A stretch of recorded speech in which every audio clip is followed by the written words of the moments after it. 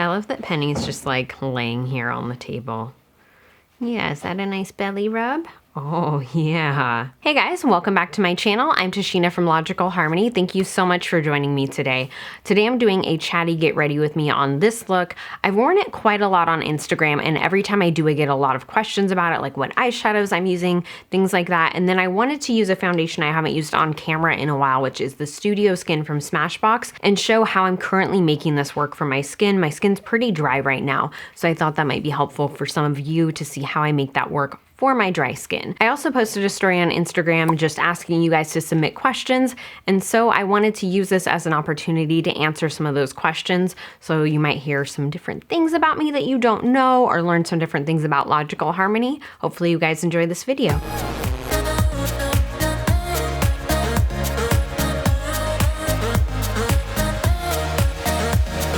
My skin's been kind of dry, so I'm gonna do two primers today. I'm gonna start with the Photo Finish Primer Oil, which is really, really nice when your skin's at all dry, or if you're using like a more drying foundation. So just a couple drops of that. I think that was like 3 drops. Not an exact science over here. I did post on Instagram and I said I was going to be doing a chatty get ready with me, and I asked people to leave questions that I could kind of talk about, because I just wasn't sure what to talk about. So if I don't mention everything that I'm using, it will all be listed down below. Let me put on this other primer and then we'll pull up a question or two. This is their Radiance. It has hyaluronic acid, also good for dry skin, but this combination is super good, especially if you want like dewy luminosity. And the foundation I'm going to use today is more of a matte finish, and so I feel like this kind of gives it like a more natural matte finish, which is what I like. Since I have dry skin, my skin's matte enough most of the time, all the time. Let's see what questions people had. So I was seeing a lot that are like, have you tried this brand or this brand? I don't see them on Logical Harmony, or you never talk about them. And so kind of the deal with that is if a brand is not on the Logical Harmony cruelty-free list,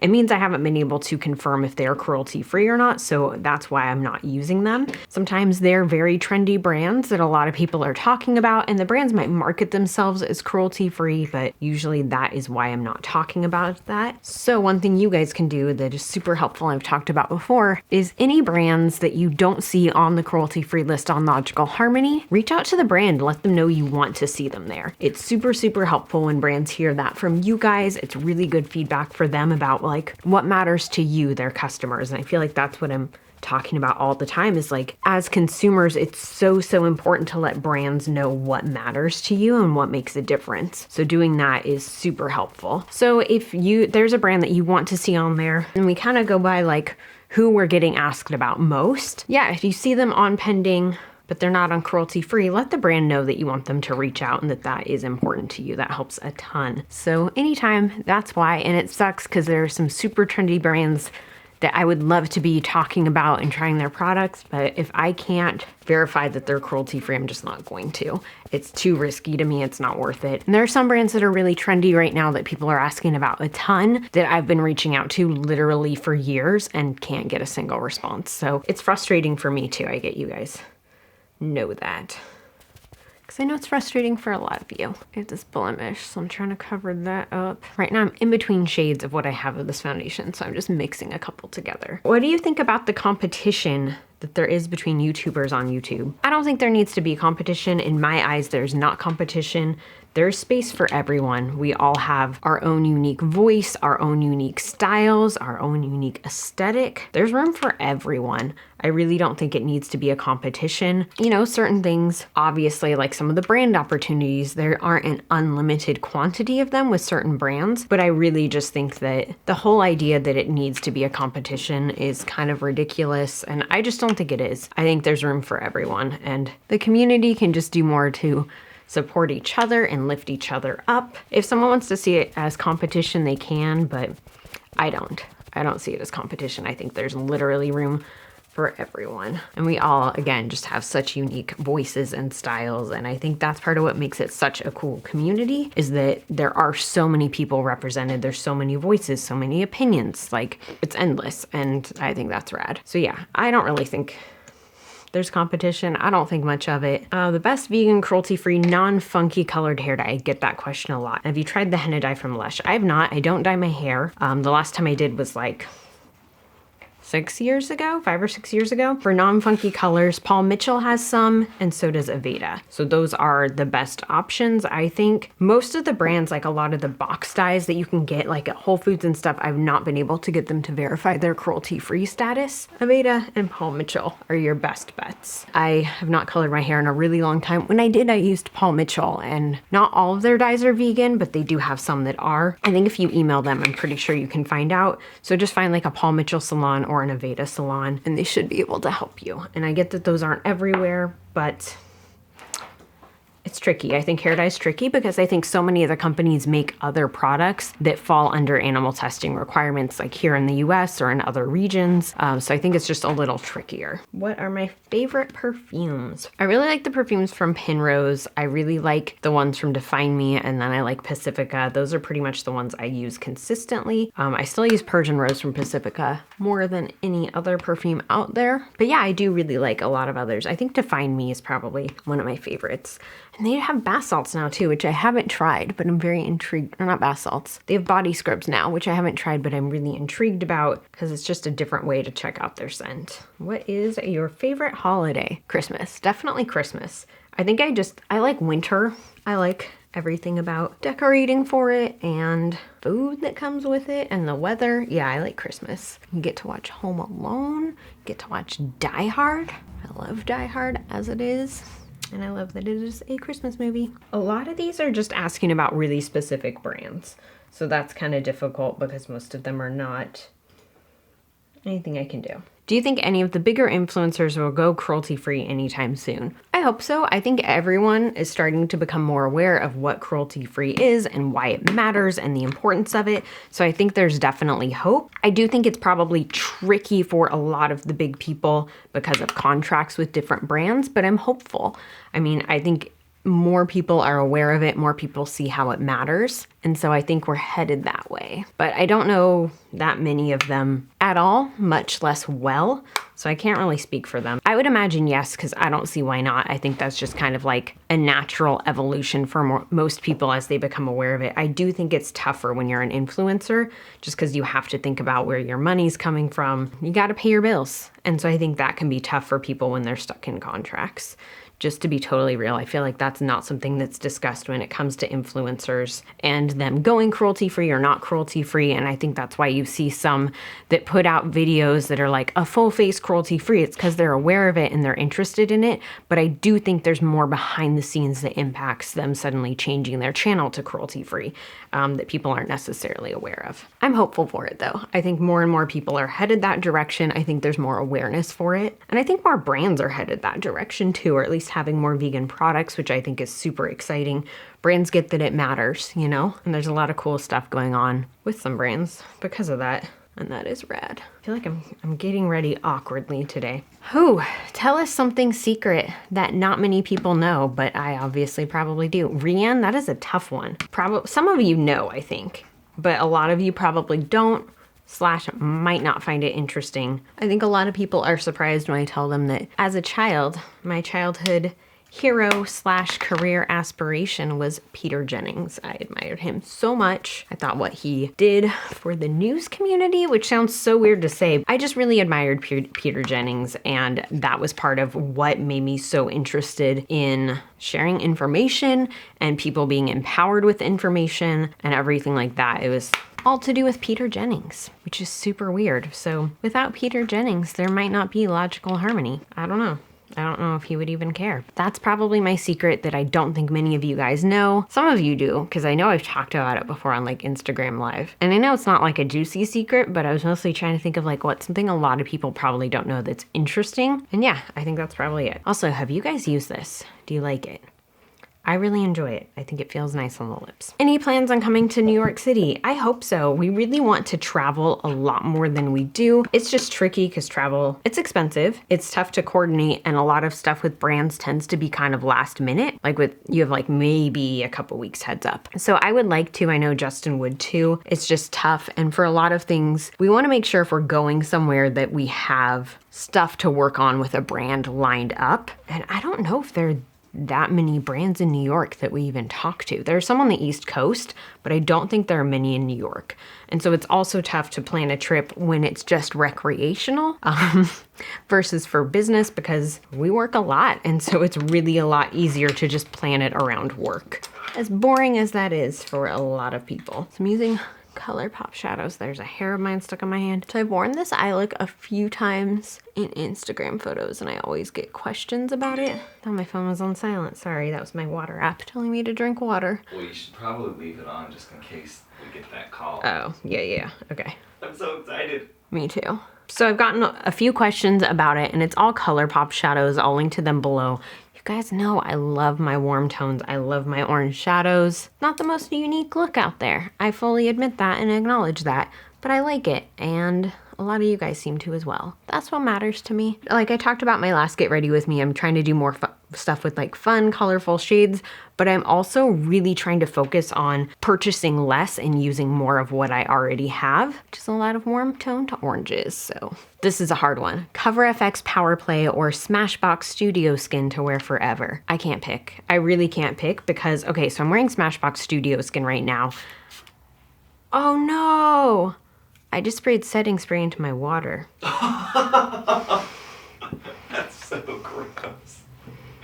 I mean, it's not orange because of the setting spray. There was stuff in there already to make it orange. Sad. So I really like both foundations. I think that they're very different. They work differently. They're different. So I honestly would say both. I know that's not the answer people want, but I think they are different. Things that are similar is from cruelty-free brands. They're both vegan, they're both a matte finish, and they are both full coverage. Where they really separate though is that the Cover FX one is more of a natural matte finish. The Studio Skin is more of a full matte finish. So Power Play, I shouldn't have said it's full coverage. Power Play is a medium coverage. Studio Skin is full coverage. Both are buildable, so you can totally wear full coverage with Power Play. I think for a lot of people, it's on like the heavier side of medium coverage. The biggest difference to me is the way that they look on camera. They both look amazing on camera, but I kid you not, and I've said this before, Studio Skin makes your skin look impeccable on camera. So whether that's for video or for photos, it just makes your skin look so flawless and poreless. And it's kind of crazy. Like I've definitely taken photos where I'm wearing this and it looks like I face tuned my skin. Like it looks like I've blurred it when I haven't. And that's just how this foundation is. It's amazing for on camera. So I think that is the biggest difference. I do think if you have dry skin, you're gonna have to finesse either foundation a little bit for you. They're definitely better if you have oily skin. Otherwise, you just need to prime correctly, which I think is not a big deal. I think it's kind of a fun challenge to find out how they work for you, but I'm also weird like that. Yeah, I honestly have to say both because in my mind, I know to the average consumer, they're similar, but in my mind, they're so different that there's space for both of them. They're different. They're different. So both. It's funny too, because I'm prepping to film like a favorite foundations video. So I've been putting a lot of thought into different foundations and what I would include and why. And so this is kind of perfectly timed because those are two that I was thinking a lot about lately. And you guys have seen me use both a ton on camera. So I would go back maybe to some different videos if you want to see how I use it and how each one looks. I mean, obviously I'm using Studio Skin now. I do have some videos on Power Play. I can link that down below. Another difference between the two is I find Power Play tends to play better with different face oils.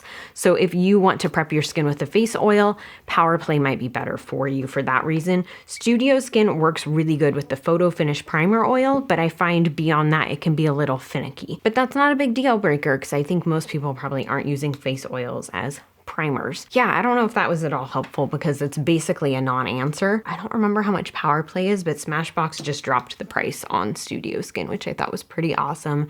It makes it a little more accessible, a little more affordable. So this question is a compliment, which I appreciate, and also I think an interesting talking point. I think an interesting talking point, and it kind of relates to Rianne's in a way, actually. So it said, were you always gorgeous, or did you go through a phase you look back and laugh on? I was really awkward growing up, like really awkward. I frequently gave myself haircuts. Often they would end up turning into like really short, like pixie cuts, basically. Not pixie, not quite that short, but you know, short cuts. I would bleach my hair myself. I would dye it all sorts of different colors. I would color it with Kool-Aid, which would always turn into a fun experiment as to what color your hair would actually turn out. I was really awkward. And I think high school for me was not a good time. I didn't wear makeup at all. Well, sometimes I wore makeup, usually not. When I did, it was like just like black eyeliner. I hung out with like the goth kids and the skaters. It was just like not a great time. I was like, I don't know, like I think I've never really talked about this like openly,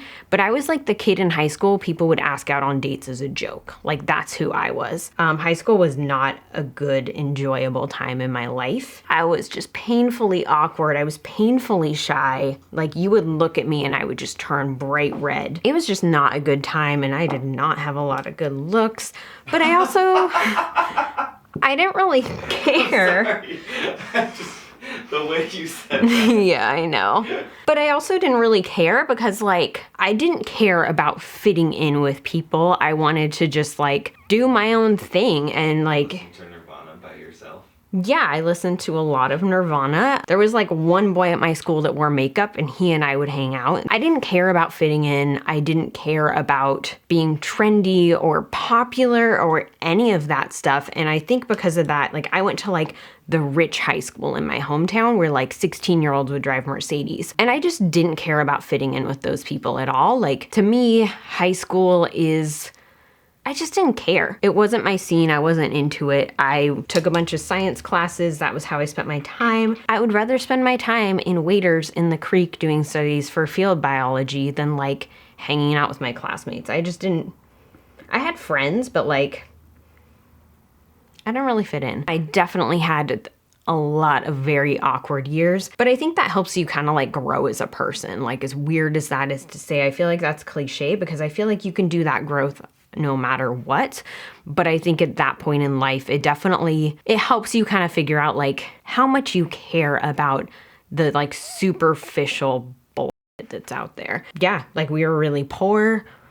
I don't know, like it's fine though. Like I'm glad that was like my experience and it sucked at the time. And I shouldn't say I didn't care because like part of me did care. Like it sucks to have had people ask you out on a date as a joke. Like that's just not nice. And that kind of sucks. But I also was like, cool, if this is like what this is about, I'm gonna go read a book instead. I don't care. So yes, to answer your question, and that's also ties into Rianne's of like, what might people not know about you? That is that. I had a lot of awkward phases. But my favorite was probably when I had the short hair that was turquoise and then turned green and then I dyed it orange and just like, I don't know, I just had fun not caring basically. And kind of to piggyback on that, like I don't look, like it's parts about what I do for a living are uncomfortable because I don't look at my photos or me in the mirror or me in the monitor. Like you said, like, were you always gorgeous? Like that's like, I'm just a person. You know what I mean? I think a lot of you probably get what I mean though. I think it taught me that who this is on the outside is not necessarily a reflection of who you are on the inside. And that there's just so much more to someone than that. Do you have any tattoos or want any? No. I mean, I got my brows microbladed. That's the closest I have to a tattoo. I don't have any. I don't know if I want any. I don't know if I could commit to something on my body for that long. The thought of thinking of something that I would pick now that I would still want in like 10, 20 years, it's too much pressure, it's too permanent, and it's too much commitment. So I just like, I don't know. I don't know if I'll ever get one. I probably won't just because I don't know. I just don't know if that's something I want to deal with. I don't know, maybe if I do ever, it'll be something really small and simple. Just the idea of being stuck with something for so long. I don't know. Like I did have my septum jewelry for a while. I know that's different than a tattoo for sure, but it is kind of similar to me in a way of like thinking about something that is part of your body and on your body. Do you guys have any tattoos? Tell me about this. So many of these are about really specific brands and just relate to like, if it's not on the Logical Harmony cruelty free list, I'm not gonna be using it. If you could only use products from one brand, what would it be? Oh, that is tough because most brands don't make like literally everything or vegan versions of literally everything. So thinking about if there was a brand that was 100% vegan where I had all the options, I just don't know. That's too tough. I have a handful of like favorite brands for sure, which you guys see me use all the time. Dude, I can't pick just one brand. Because then I start to think about like, okay, does this mean just makeup? Does it mean hair care? Does it mean skincare? Where do you draw the line? How many different options am I gonna want? What if they only make a full coverage foundation and this other company I love only makes a dewy finish? Like, it's too limiting. It's too limiting. I can't do it. Now you guys understand why even before I was a content creator, I had so much more makeup and so many more products than the average person, because that's how my mind works. Like, I'm like, what about this? What's the difference between these two? And I think that's part of what makes me good at, like, I don't want to say I'm good at being a content creator, but I think that that interest is part of what has stuck with me. I'm gonna spray setting spray on my face, not in my drink. Do you like any heavy music? Not really. I usually listen to fluffy stuff. My most frequently played artists on Spotify are Chromeo, Post Malone, and The Lonely Island, if that gives you any idea. I also love the Dandy Warhols. I love No Doubt still. I love Nirvana. And I listen to a lot of like workout type music because that helps me work. Just keeping up with the pace. I don't know, something about it helps me be more productive. If you guys use this this is not foundation. What am I even talking about? If you use this mascara, it's Superfan from Smashbox. It's nice. I find that, okay, and this is just my preference, I find that a lot of mascaras are better after they've been open for a day or two. Like, I feel like I get more volume out of them. I feel like with this one though, the wand is such a good shape. You can just really get into all your lashes. And I love mascaras, so I don't wear falsies a ton. If you're familiar with my channel, you know I like hardly ever wear them. We just need to expect more from our mascaras. Like, there's definitely a time for falsies and I love how they look, but I also think that we need to just demand more from mascaras. They need to do more for us. And I feel like if I'm constantly reaching for falsies, that means I'm not using a mascara that I love or a mascara that gives me the results that I love. And I really, really like this one. Do you guys want like a new, I think it hasn't been a super long time since I've done a favorite mascaras, but let me know if you want more videos like that. Like I said, I was thinking of doing the like favorite foundations because you guys know I love my foundations. Let me know if you want a new mascaras one as well, because I feel like so many mascaras have come out. I hate doing my lower lashes on camera though. Like it's so difficult to not make a stupid face, and people love to screen cap you making those stupid faces. Like, how many memes of Jaclyn Hill putting on mascara to her lower lashes have you guys seen? Yeah, exactly my point. Exactly my point. All right, I'm almost done. Oh, transferred a little bit. Okay, hang tight one minute, guys. I really love how dewy my skin looks with that primer oil and the Radiant primer. This does not look like a matte foundation, and I love it. I've been using the setting powder from Linda Hallberg Cosmetics, LH Cosmetics, the Infinity powder, or Infinity Filter Loose Setting Powder, and I really, really like it. I find it is very mattifying, which I think a lot of you guys will love. It's so smooth on the skin. That is the one thing I do have a little bit of difficulty with this mascara, is it tends to transfer on my lower lash line. That's kind of what I like about doing these Chatty Get Ready With Me's, is I can like, it is what it is. That is what it is. I love this lipstick. That's why I'm getting it all over my face. It is the Sustain lipstick from Au Naturel and Crushed Bloom. I hope you guys enjoyed this Chatty Get Ready With Me. Comment, let me know some of your favorite products recently, and I'll see you next time.